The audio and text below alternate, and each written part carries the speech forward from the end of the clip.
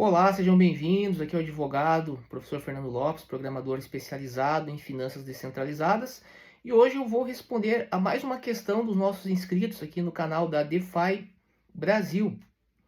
Nosso inscrito quer saber se vale a pena criar projetos de tokenização no Brasil. Bem, o que a gente precisa entender quando a gente fala em projeto de tokenização é que por trás de qualquer projeto de tokenização você tem uma estrutura de smart contracts. E essa estrutura de smart contracts, ela foi desenvolvida com alguns propósitos.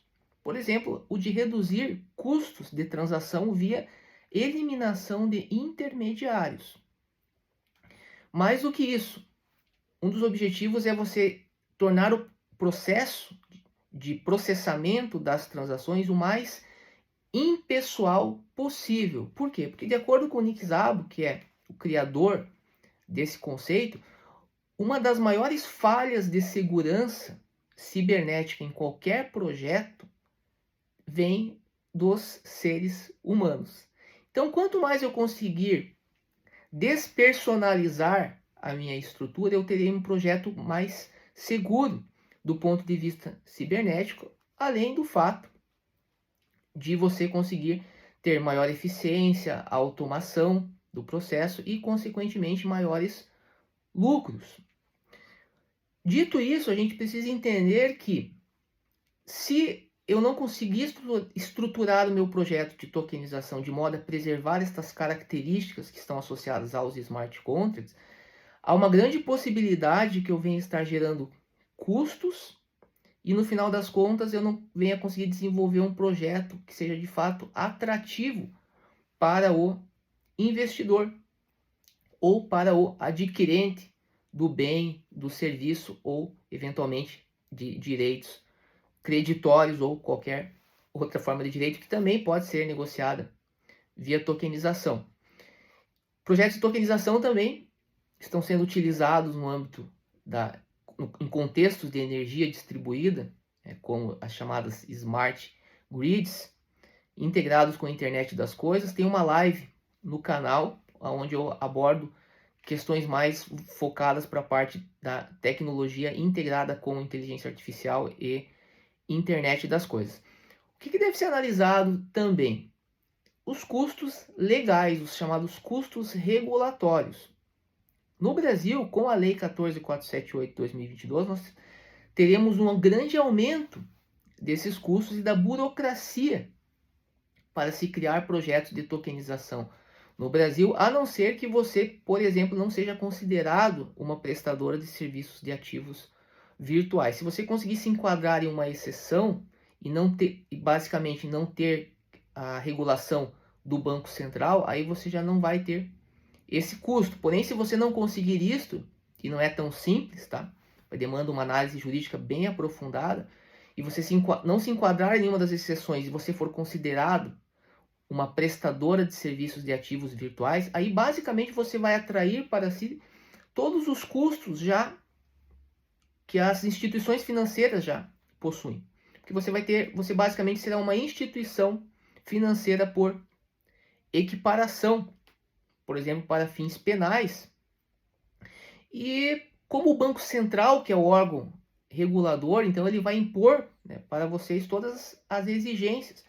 Só que o que acontece aí nesse caso, que é interessante a gente analisar, é que a ideia de construção de smart contracts, como eu falei, de eliminação de intermediários, foi feita justamente para evitar o uso do sistema financeiro.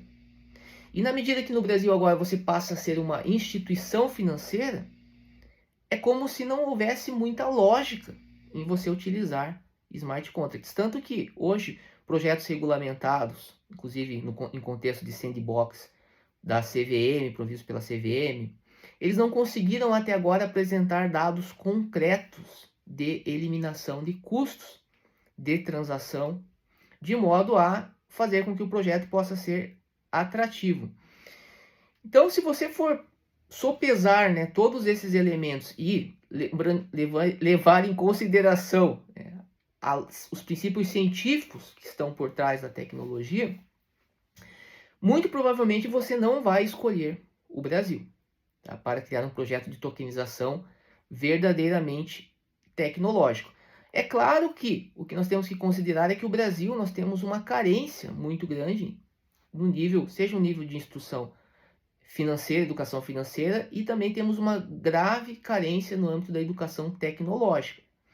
Então, muitas pessoas ainda acham que se você tiver um token, por exemplo, que foi emitido por uma instituição financeira, garantido pelo Estado, que elas estarão mais seguras ou que elas terão uma chance maior de obter lucros.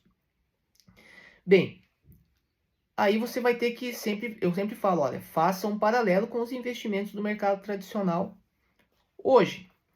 E leve em consideração se a tokenização não está sendo apenas mais uma camada em uma estrutura legada, que tende apenas a aumentar mais o processo, mais os custos, né, do que efetivamente diminuí-los. Isso é muito comum.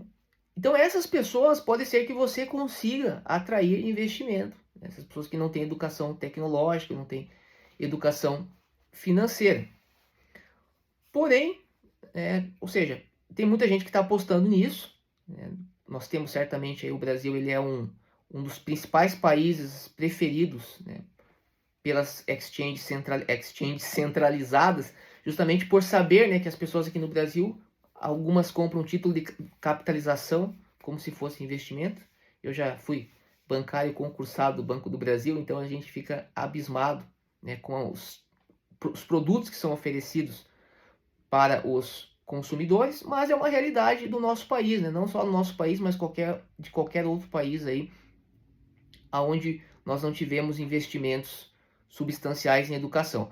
Então, dito isso, o que acontece muito em uma tendência é o uso de jurisdições favorecidas. Nós teremos aí uma competição entre jurisdições, e no nosso livro nós falamos, no livro Guia Jurídico da Tokenização, nós falamos sobre a questão da arbitragem regulatória. A arbitragem regulatória é um fenômeno já muito utilizado pelas grandes multinacionais, né, como Google, Starbucks, dentre outras.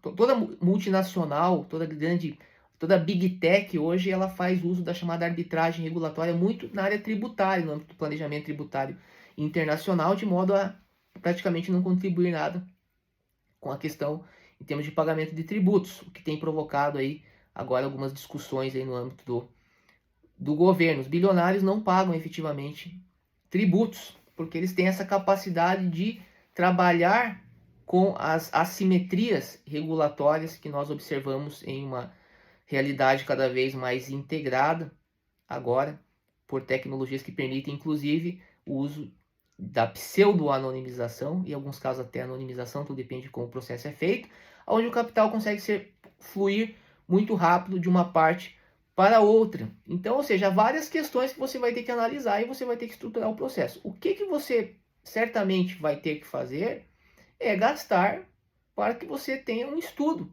sobre isso. Você vai ter que fazer um estudo jurídico da viabilidade do projeto, vai ter que fazer um estudo de natureza econômica e, em alguns casos, até mesmo um estudo da questão política, certo?